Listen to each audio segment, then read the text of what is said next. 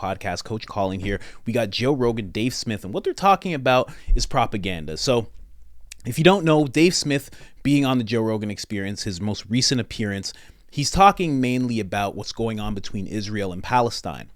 He's very pro-Palestine, pro-freeing those people. But there's another part of the podcast where he starts talking about the actual things that did happen to Jewish people. And he's talking about what happened to them in the 30s. And that brings Joe Rogan on to some propaganda that got spread about Jewish people through cartoons. And then that extends into a conversation about propaganda. And that got my gears turning. So I got the clip for you from Joe Rogan. And then I have the cartoons that they mention in the clip. I'm going to be showing you stills of those, because I'm pretty sure I cannot play these cartoons and I can't play the music that's inside them. So I'm going to show you some stills while they're watching that, and then I'm going to switch back to the clip, okay? So that's what you're going to be seeing there, just so you understand. Then I'm going to be playing some examples of where propaganda has gotten to today, because I think that's the best thing to focus on. They used to do it to Jewish people. They've done it to black people. They're doing it to white people right now, just white Christian men mainly. So it's good to just look at where you could be receiving propaganda from today. Because when we watch propaganda from the 30s, it looks silly. When you hear about something called reefer madness, it's hilarious. But those machines did not stop operating. So I'm a little over my time with an intro here. I just want to get straight to the Joe Rogan clip. Let's do that right now. Dave Smith, Joe Rogan, let's go. And then the Holocaust in the 1940s. And so the Zionists were kind of proven right in a massive way. Like, kind of like, see, we warned you, and now look at you. Look what happened, you know? And so this has, after World War II particularly, there's a huge, like influx of Zionist settlers into where Palestine is now. So now they start actually getting their numbers up to where they could, be like, have a chance at actually creating their own state. And then that takes us kind of to what I led with. I guess I did this kind of backward here, but then start to 1947 when the British dropped the whole thing, and then into them taking over control of 80% of the land, and then 100% of the land, and then all the way up to today. And so anyway, all of that to get back to like October 7th is it's like that was like a horrifically brutal attack, and it's just like it's like unfathomable. And I know a lot of people do compare that to the pogroms, or call that a pogrom. But there is it is a different situation than what was happening in Eastern Europe to Jews. It's a different situation than what happened under the Holocaust. It's What was the original hatred from? The original hatred in Eastern Europe? That I think there was a lot of anti-Semitism. I'm not exactly sure in that culture what it was that they blamed the Jews for. I think that the Jews were they were a distinct minority who had a different religion and different traditions, and kind of like, you know what I mean? And I don't know. I'd have to read into that more, like what the stated grievances were. But I'm telling you that I know one of them was that when viruses were going around, they'd blame the Jews for practicing black magic. And so I do think some of them were just on that goofy level of it was just like tribalist hatred. Did you ever see that really old cartoon where at one point in time it was like a Jew dressed as a wolf? Oh, what was that? Like a Nazi? Or a wolf dressed as a Jew? No, it was like fucking like an old Mickey Mouse cartoon. Oh, yeah. I don't know if I've seen this one. I can't remember. There was some. Look at this. Oh yeah! Wow. It's a wolf dressed as a Jew. Look at this. So I cannot play the music and everything. I might even just get some kind of copyright thing just for that couple of seconds. But this is what it looked like when they first made this cartoon, right? This is like Porky Pig, and it's the three little pigs, and there's a man trying to break in, and they made him look crazily like a Jewish person, right? But they also changed it later on because they figured out, hey, we probably can't do that anymore, and that propaganda wasn't needed anymore in the public. So they changed it to a wolf and made the wolf look like this. Now, in this episode, Joe Rogan moves on to talk about something with Donald Duck and Scrooge. So right now he's actually just going over the whole thing. Here, let me actually just pull back to that. So, because there's no sound right now, but they're watching the whole thing, right? Just want to keep you up to date with what's actually going on in the episode. So they actually do talk about this quite a bit. Let's put put the audio back on, and then it's going to switch again, and I got to show you some Scrooge McDuck stuff. Wait, I'm confusing the two ducks. It's one of those ducks, but it's a whole like pay your taxes. I think is it Donald? Yes, Donald Duck. Sorry, I always get those confused. And I got little kids. I should be better. And then there's the one duck that's like really rich. Who's the one? That duck? was Scrooge McDuck. Yeah, I believe. Scrooge McDuck. Yes. Uncle Scrooge. Uncle Scrooge. That's right. Yeah, he was his right. uncle, right? But do you ever see the one I'm talking about, where it's like pay your taxes? I do believe it's I this see. one. Yes, let me see that. Might be a Disney War propaganda. Well, it's Donald Duck versus taxes. So it's Donald Duck versus taxes. So basically, in this cartoon, and I'm going to show you the stills of this as well. Actually, you know what? You could see this. Yeah, you know what? I'll show you guys this. I'll just do it without sound. But I'm not going to risk doing it too long because YouTube is YouTube. So I'm going to show you this instead. So we're going to switch from that, and I'm going to show you a couple of stills, and I'm going to let them keep going with this. Right? Because it's very interesting what this cartoon is about. This cartoon's about paying your taxes. So in this scene, you see Scrooge McDuck. He's like pulling Donald Duck because he's saying, you got to pay your taxes, man. You think of the soldiers. Then there's another gentleman pulling him to spend his money. And then near the end, and this part Joe Rogan doesn't actually show, what he does show is that there's a bunch of swastikas and Nazi stuff that they're showing. And they're kind of aligning anyone who doesn't pay their taxes is actually in line with the Nazis. And then they go to this scene. And at the end of this scene, they say taxes. It's the thing that keeps democracy marching forward. And as you can see, it looks like an American flag. The stars here and the stripes here. It's absolutely wild. So they're kind of letting you know, like, you have to pay taxes or else you don't care about democracy. And you're also a Nazi. It's very similar to what they do to us today. When you step out of line, when you make a comment that's a little not PC, they start aligning you with Nazis. It's very, very interesting.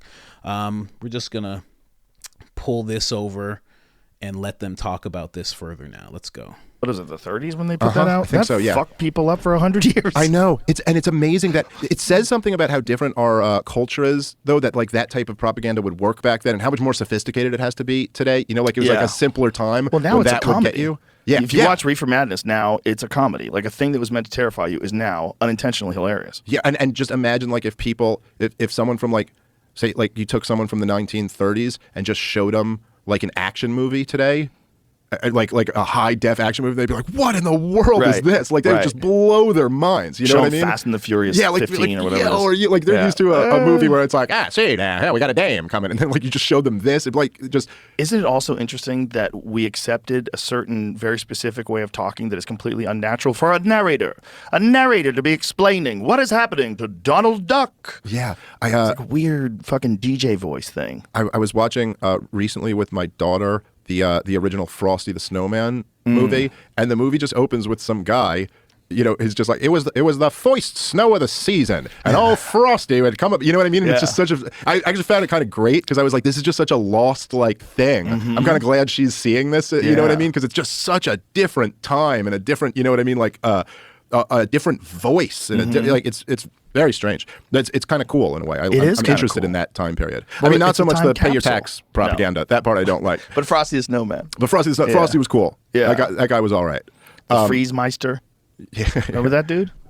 I'm thinking, how would you have seen this in 1943 when it came out? Like probably the movie theaters, like before something. Like just played a bunch of shit. Like, I imagine it'd be theaters. They would play the news in movie theaters. So you'd go to the movie theater and they would show you what is going on in World War II, Allied troops. They would show you footage. But you talk about how easy it would be to just capture the narrative completely back then. You know, like it was false flags. They were so easy to pull off. Yep. Look at the Gulf of Tonkin. It's so easy to pull off. Yeah, they would get away with a lot of that stuff. And then, look, it's obviously, World War I.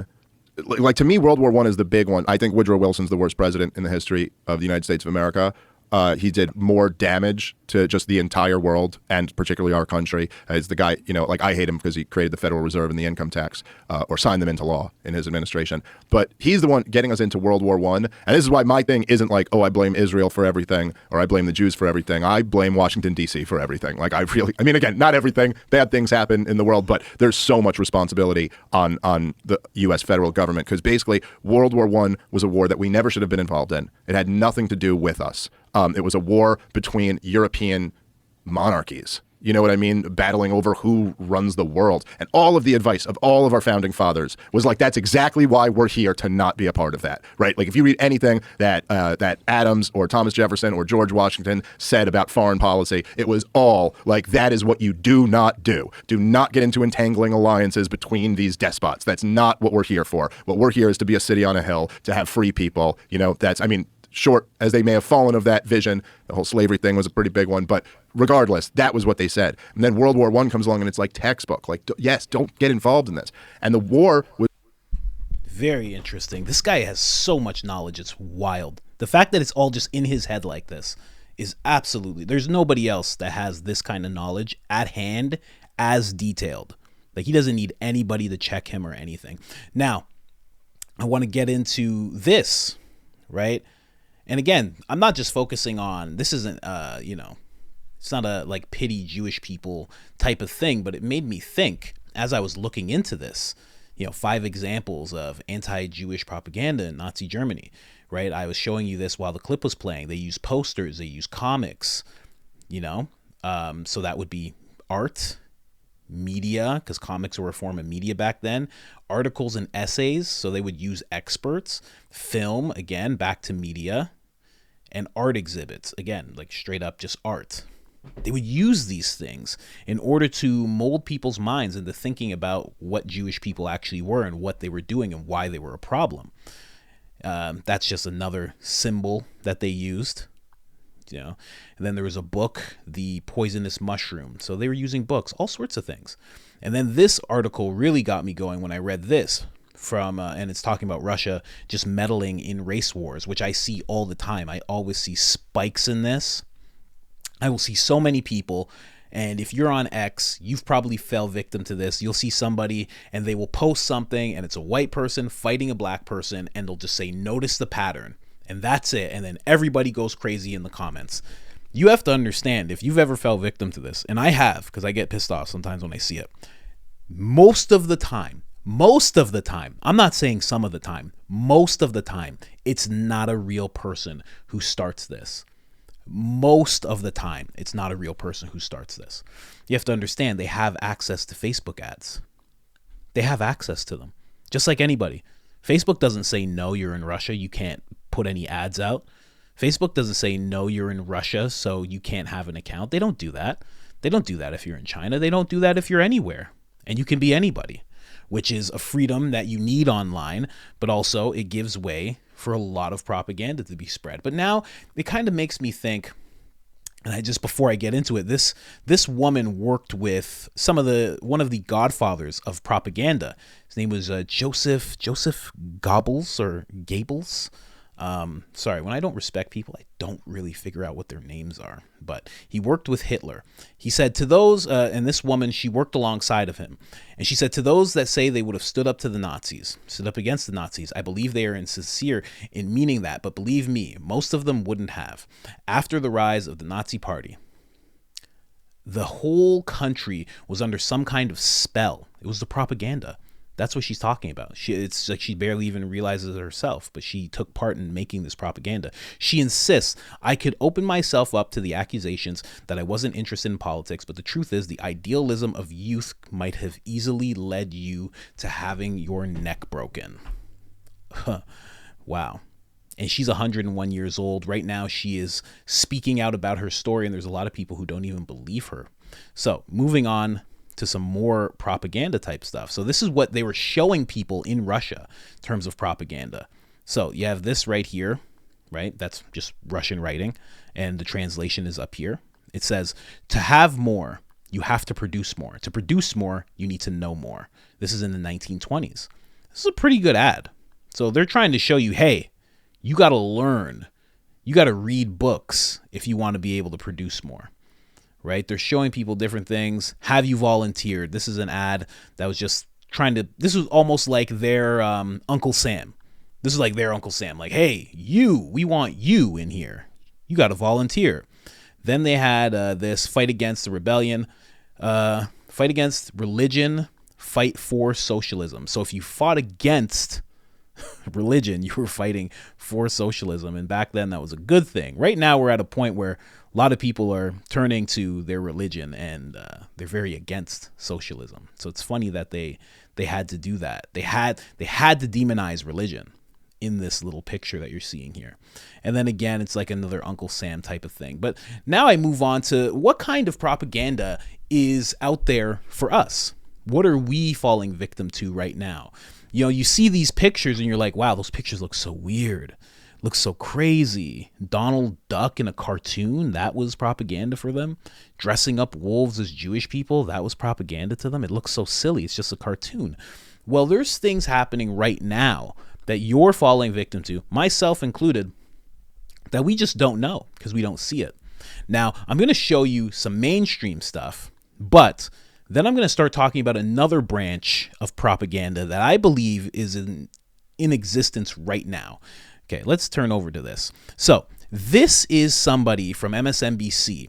Elon Musk commented on a tweet and they started branding him as anti-Semitic, right? The same person who decided not to let Kanye West back on Twitter for the longest time because of the things that he said. He kicked him off because of the things he said, right? So Elon Musk, not really anti-Semitic, but he put his foot in his mouth with a tweet that he commented on. He didn't make the tweet, he commented on the tweet. Now, he was already under pressure from the EU. He was already getting attacked constantly because of what he decided to do with Twitter. He got rid of people who were helping along everything that we saw happening in Twitter, from accounts getting banned and censored and shadow banned and this and that. So he was under a deep attack. Now that he's liked and commented on this post, they're trying to really align him with the worst of the worst people in the world. So this, I'm just going to show you like a minute, 30 seconds of this, but you can see how this gentleman is trying to align Elon Musk with other people who are anti-Semitic, real bigots, real people who have real racism in their heart, real hate in their heart. He's trying to align Elon Musk with these people. I'm Chris Hayes.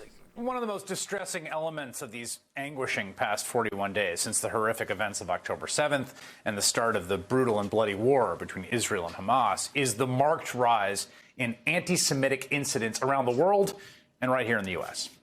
The Anti-Defamation League's Center on Extremism documented 832 anti-Semitic incidents of assault, vandalism, and harassment in the U.S. in just 4 weeks following the attack. It comes out to an average of nearly 28 incidents per day and represents a 316% increase over the same period last year. You could just see it, in any city you live. Just here in New York City, anti-Semitic hate crimes surged 214% in the month of October. Across the country, we've seen synagogues and Jewish schools, Jewish centers, even a Jewish cemetery defaced, vandalized. People have torn down flyers bringing attention to the more than 220 hostages kidnapped by Hamas on October 7th.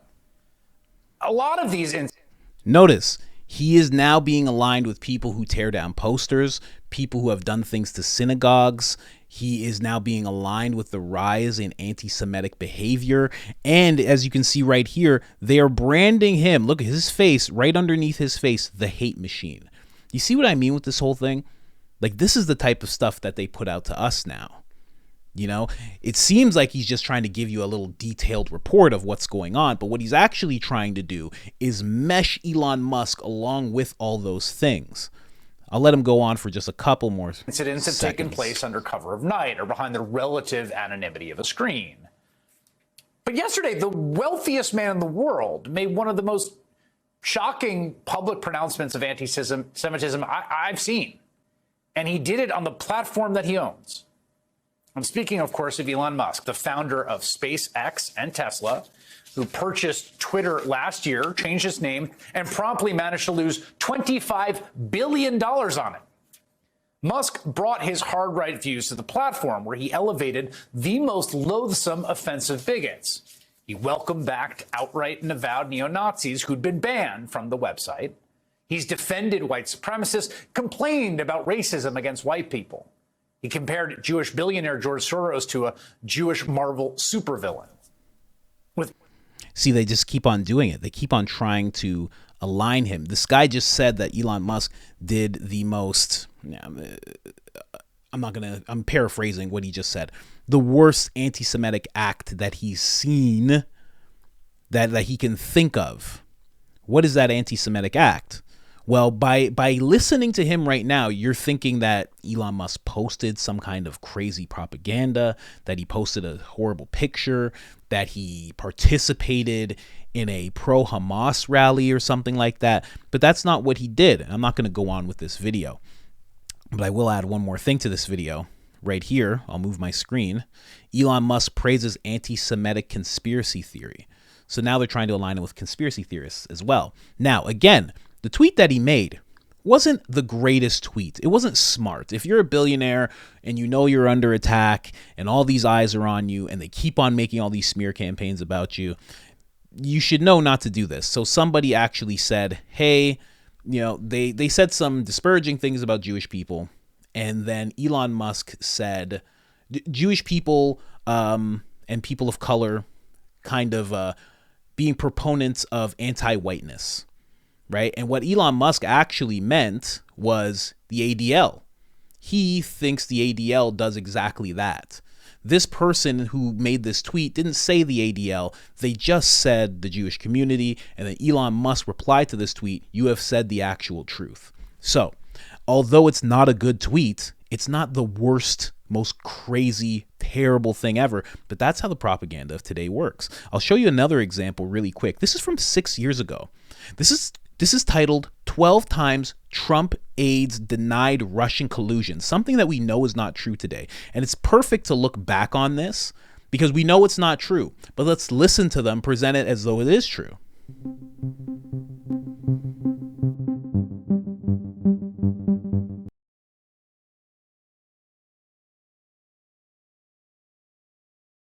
It's so phony. Every time. Ugh, I know I can't use this music. God damn it. I'm gonna move on to another video. I hate the music, man. So this is Nancy Pelosi talking about the exact same thing, saying she has cold, hard evidence of Russian collusion. So let's listen to that. This week, we saw cold, hard evidence of the Trump campaign, indeed the Trump family, eagerly intending to collude possibly with Russia, a hostile foreign power, to influence American elections.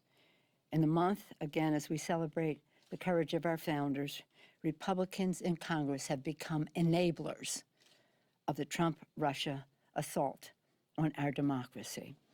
After these latest revelations, it's becoming clear we have suffered a desecration of our democracy not seen since Watergate. Speaker Ryan must allow a vote on an outside independent commission to get to the bottom of the Trump campaign's role in Russia's assault on our democracy and prevent Putin from ever doing it again, immediately. Outside independent commission. See, now, and this is her saying that she has cold, hard evidence, and then later on, all of this fell apart. None of it was real. Nobody apologized. Nobody retracted anything. This video is still on YouTube. It's not branded as misinformation. It was 6 years ago. So this is the type of stuff that they show us nowadays. This is what we actually see. They still use cartoons because we see it all the time in movies. You know, a character that was once white is now black. A person is now, a person of color. Or this person has now a certain identity sexually, and all sorts of stuff like that. We see it all the time in cartoons. We're seeing it in movies. We still see it, I'm sure, in comics, but nobody reads those anymore. Everything's pushed onto the social media. So this is the type of stuff that we fall victim to now, right? Because there's a lot of people, and Joe Rogan's talked about this, I'm sure even you've heard it, maybe you're even one of the people who's like, no, there was Russian collusion.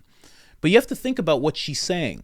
Him meddling, if Russia actually did get to meddle in the election, how did they actually do it? Well, they did it through Facebook. They did it through ads on social media platforms. They did it through fake accounts. Why would any of that be Trump's fault? And how could Trump have colluded with any of that? Now, I'm not here to just talk about Trump and everything, but just think about it. That was what was actually happening. If it happened at all, that's how it was actually happening, through social media. So, I don't know. It's just very interesting to think about. Here's another piece. This is Rachel Maddow playing to our emotions. And if you ask how, I'll show you right now. The AP has just broken some new news. This has just come out from the Associated Press. This is incredible. Trump administration officials have been sending babies and other young children. Oh, hold on.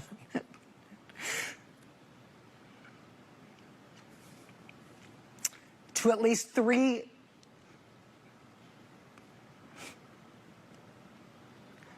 Can we put up the graphic of this? Thank you. Do we have it? No. 3 tender age shelters in South Texas. Lawyers and medical providers. I just want to show you guys, okay? So she's trying to very much be like, I'm very much crying. This is terrible. There's no tears or anything. And when she wants to put up the graphic, her attitude completely changes. Completely changes. Like, just watch this again.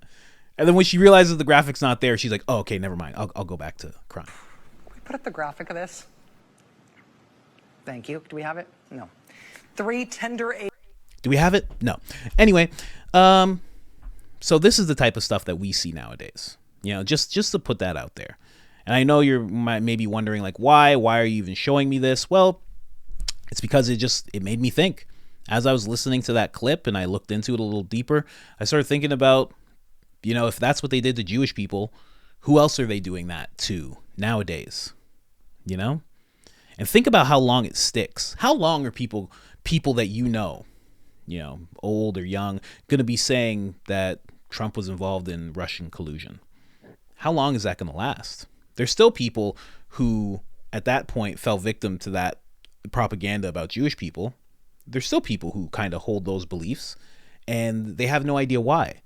And it's because they weren't privy to knowing that the propaganda was being pushed on them. They thought they were just seeing regular images. Even Joe Rogan, when he talks about, in that clip that we just watched, he talks about how they used to show news inside of movie theaters. So when you'd pay for a ticket to see a movie, you'd sit down and they'd show you some news. They would give you an update on what's going on in the world. It's the same type of stuff. It's just interesting. And then the last thing I'll say before I wrap up is the new branch of this whole thing, because people aren't falling for Rachel Maddow nowadays. I mean, there's still an audience. There's a big audience, but I mean, you know, some of the shows on CNN, they don't do more than this channel. You know what I mean? So I don't know. It's dying out. I don't see myself as a big channel whatsoever. So if I'm keeping up with some of those shows on CNN and Fox, I mean, I don't know. Seems like they're dying out a little bit. But the last chain of these type of media people, I would say there is a class of people who are disguised the same way she was disguised as a woman who was really hurt, who was crying.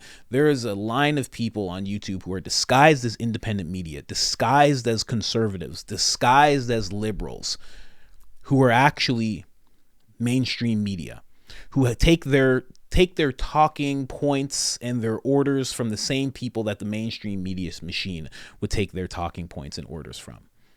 And I just want you to be aware of that when you watch that. Just think of that while you're watching that. I try to always expose my biases. If I start talking about Trump, I'll be like, hey, you know, I like Trump. If I start talking about Israel, I'll be like, hey, I grew up around I got a lot of Jewish friends. I've always heard the narrative from their side. So I don't know much about the other side. And then I just kind of, you know, but a lot of these people, they're not doing that. And I won't say any names, but just watch closely. I can see who my audience watches.